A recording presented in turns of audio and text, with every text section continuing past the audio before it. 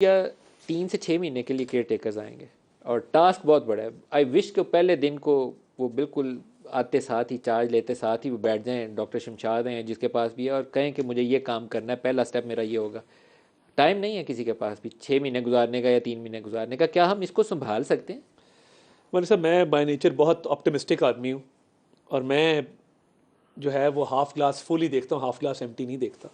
देखिए 2018 तक हमने क्या अचीव किया, इसकी एक इंट्रोस्पेक्शन करनी चाहिए। हम आपस में बैठ के भी करते हैं। हमने सर कई सौ अरब की मोटरवेज बनाई, बिजली के मंसूबे लगाए, डेवलपमेंट लेड एक ग्रोथ थी। हम जब छोड़ के गए तो 5.8% पे ग्रोथ थी और प्रोजेक्टेड थी 6.4% पे। महंगाई 4% पे थी। इकॉनमी के हालात बहुत बेहतर थे, फॉरेन इन्वेस्टमेंट आ रही थी, आपका सीपैक का $64 बिलियन आ चुका था और चीज़ें बहुत बेहतर थी। एक फेल्ड एक्सपेरिमेंट हुआ 4 साल।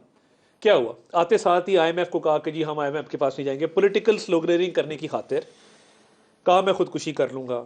असद उमर जैसे वजीर ख़जाना है जिनको बड़ा अरस्तू समझा जाता था, बड़े स्मार्ट हैं। पंजाब में भी उन्होंने स्किल डेवलपमेंट में बड़ा काम किया हुआ था। शहबाज शरीफ साहब के शहबाज साथ शरीफ काम साहब किया के था। साथ स्किल डेवलपमेंट में काम किया हुआ था। बड़ा समझा जाता था कि जी ये बड़ा इंटेलेक्चुअल आदमी है, इसके पास बड़ी ठीक अप्रोच है। वो अपने लीडर के आगे चापलूसी खुशामद के चक्कर में उन्होंने इकॉनमी को 6 माह तबाह किया। उसके बाद आप 2 फेल्ड एक्सपेरिमेंट्स लाए जो ऑलरेडी पीपल्स पार्टी के दौर में बुरी परफॉर्म कर चुके थे। आपने एक के बाद एक उनको ट्राई किया। आईएमएफ की दिन ब दिन कंडीशन स्ट्रिंजेंट होती गई क्योंकि आपके हालात बद से बदतर हो रहे थे।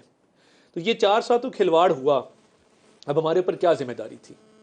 अगर आईएमएफ का अग्रीमेंट ना होता और हम इसको ना करके जाते, केयर टेकर के साथ तो अग्रीमेंट किसी ने नहीं करना था ना।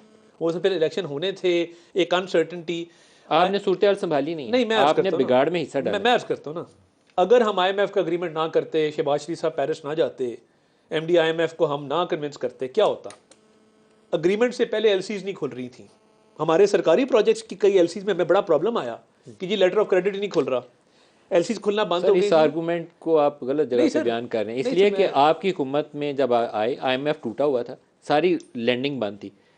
पहली आपकी हुकूमत ने आके मिफ्ता इस्माइल में आईएमएफ की एग्रीमेंट रिवाइव की और नया एग्रीमेंट किया। जी ठीक वो बात आपने है। दोबारा 2 महीने बाद तोड़ दिया। नहीं, उसको रिवाइव करते हुए आपको 8 माह लग गए मगर और आप उसमें देखें हम ना, बिल्कुल ज़मीन पे जा हमने गिरे। हमने जब उसको रिवाइव किया, अब प्रॉब्लम क्या है? दोस्त ममालिक की भी कुछ मजबूरियां होती हैं ना कि वो they can only help you if you help yourself. क्या हुआ कि वो भी जो 1 बिलियन आया सऊदिया से, यूएई से, जो रोल ओवर उन्होंने किया, वो क्यों किया? बिकॉज आपका आईएमएफ का मुआहदा हो चुका था। बहुत शुक्रिया, ये दोस्त ममालिक ने बड़ी हेल्प की मुश्किल वक्त में। हमने फॉरेन रिलेशन भी रिवाइव किए ना, बिकॉज खान साहब तो बहुत खराबी कर गए थे फॉरेन रिलेशन में भी। कोई मुल्क जो है वो पाकिस्तान की मदद करने को तैयार नहीं था, तो फॉरेन रिलेशन में भी हमने बेहतरी लाई। अगर आईएमएफ का अग्रीमेंट ना होता, जाने से पहले ना करते, रुपी का free fall would have been disastrous, इससे बहुत बदतर होता। पाकिस्तान में खुदा ना खास्ता गैर मुल्की एयरलाइनें आना बंद हो जाती हैं, आपके सारे कॉन्ट्रैक्ट्स जो हैं आप उस पर डिफॉल्ट कर जाते, किसी ने आपकी एलसी नहीं खोलनी थी। एक खौफनाक मंजर था। मैं फिर भी समझता हूँ कि एक सिचुएशन को संभाल के गए हैं और आगे वे फॉरवर्ड दे के गए हैं। एसआईएफसी मैं देखें, वो एक ऐसा इनिशिएटिव है जिसमें जो सेक्टर्स चुने गए हैं, जिसके अंदर माइनिंग है, जिसके अंदर आईटी है, जिसके अंदर एग्रीकल्चर है, रूरल इकॉनमी। आप देखें ना, मैं रूरल एरिया से बिलोंग करता हूँ।